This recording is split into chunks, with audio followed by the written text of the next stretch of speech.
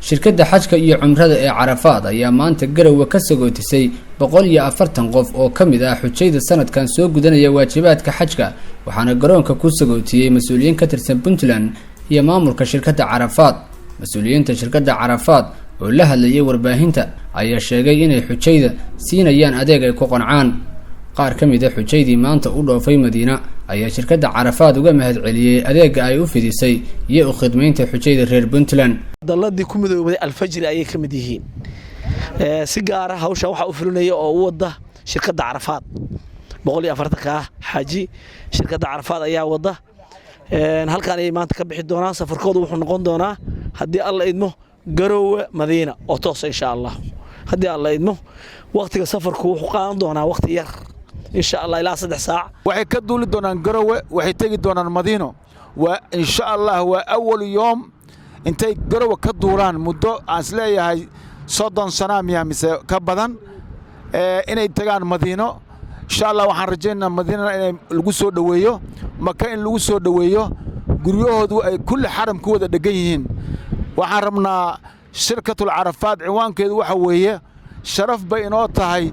inaan u khidmayno xujayda iyo muctamiriinta in maanta xujaydii ay ka dhoofayaan madaarka Garowe iyagoo fursad gaar ah helay xujayda ka baxaya Garowe maanta iyo kuwa bari ka bixi doona iyo kuwa ka sii dambeeyaba inay ka degi doonaan magaalada Madiina ee barakeysan aad iyo aad baan ugu mahad celinaynaa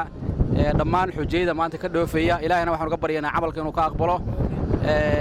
cid kastoo hawshan ka shaqeysana ilaahay waxaan uga baryaynaa inuu miisaanka xasanaadka ugu daro shirkadda Daalana aad iyo aad baan iyadana ugu mahad celinaynaa maalin kasta waxay u taagan tahay haday cumro tahay iyo haday xaj tahayba xujayda inay ka qaado madaarada Soomaaliya qaar kamid ah xujaydii maanta u dhoofay Madiina ayaa shirkadda Carafaad uga mahad celiyay adeega ay u fidisay iyo u khidmaynta xujayda reer Puntland marka koobaad ilaahay baan ugu mahadnaqaynaa marka labaad ilaahay waxaan weydiisanaynaa camalka weyn ee aan u soconno ilaahay inuu noo fudaydiyo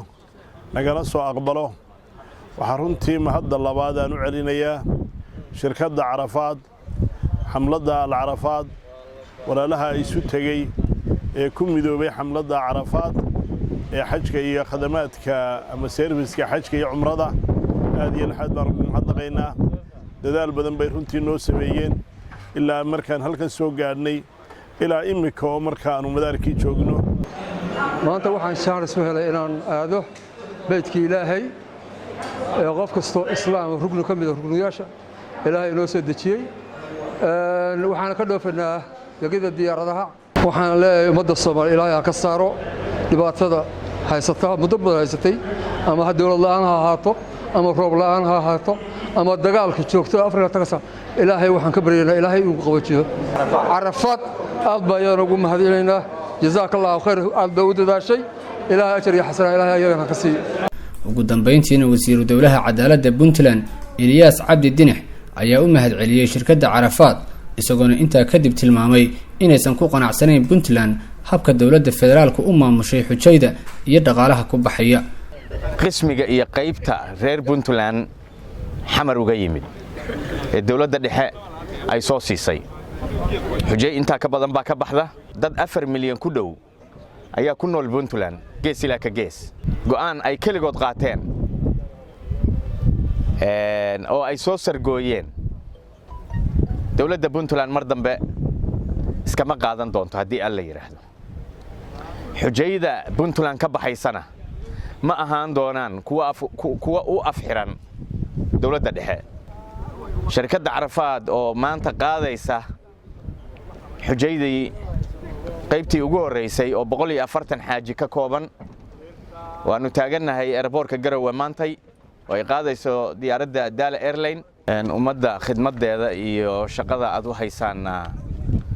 waa la idinku ogyahay waligiina waa u taagnaydeen alxamdulillah cali dhigad Jubaland TV Garowe Cabdixakiin Xuseen Xasan Daljir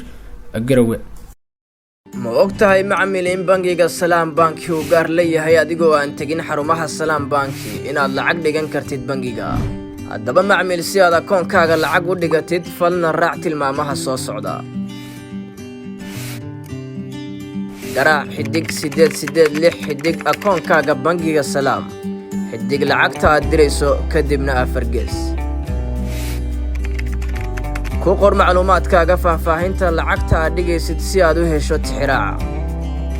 geli lambar sireedkaaga sahalka si aad u dhigatid lacagta wow macmiil waad ku guulaysatay inaad dhigato lacag akoonkaaga ku raaxayso oo isticmaal adeegyada Salaam Bank